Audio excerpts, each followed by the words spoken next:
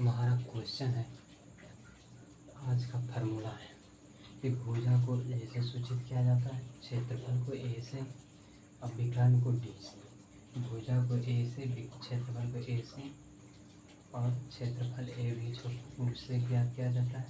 भुजा भी ए से होता है, विकर्ण तुम्हारा डी से और लंबाई तुम्हारा एल से, चौड़ाई बी से। चौड़ाई बी से, लंबाई एल से। वर्ग का क्षेत्रफल, वर्ग का परिमाप भुजा स्क्वायर। वर्ग का परिमाप क्या होता है? भुजा स्क्वायर। वर्ग का क्षेत्रफल क्या होता है? भुजा स्क्वायर।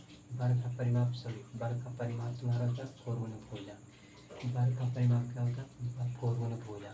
वर्ग का क्षेत्रफल क्या होता है? भुजा स्क्वायर। अब वर्ग का विकर्ण √2 गुना भुजा। वर्ग का विकर्ण √2 गुना भुजा। वर्ग का क्षेत्रफल लंबाई गुना चौड़ाई। वर्ग का, सॉरी, आयत का क्षेत्रफल लंबाई गुना चौड़ाई। आयत का क्षेत्रफल लंबाई गुना चौड़ाई। आयत का परिमाप होता है 2 इंटू लंबाई प्लस चौड़ाई। आयत का परिमाप होता है 2 इंटू लंबाई प्लस चौड़ाई। आयत का विकर्ण √√L square plus B square. आयत का विकर्ण √√L square plus B square. वर्ग का परिमाप 4 गुना भुजा। तो आज का क्वेश्चन तुम्हारा क्या है कि वर्ग का परिमाप 4 गुना, अब वर्ग का परिमाप 64 मीटर हो तो क्षेत्रफल क्या होगा? तो वर्ग का परिमाप, तो वर्ग का परिमाप अभी बताएं कि वर्ग का परिमाप 4 गुना भुजा। वर्ग का परिमाप क्या बताए थे? 4 गुना भुजा। वर्ग का परिमाप क्या है? जैसे तुम्हारा दिया हुआ है वर्ग का परिमाप 4 गुना भुजा। यहाँ दिया हुआ क्वेश्चन तुम्हारा कि वर्ग का परिमाप 64 मीटर हो तो क्षेत्रफल क्या हो? तब वर्ग का परिमाप तुम्हारा दिया हुआ है, वर्ग का परिमाप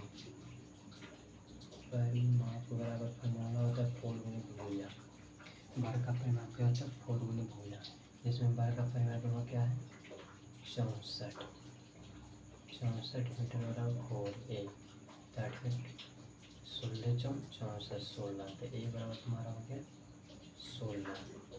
ठीक, तो हमको करना क्षेत्रफल ज्ञात करें। तो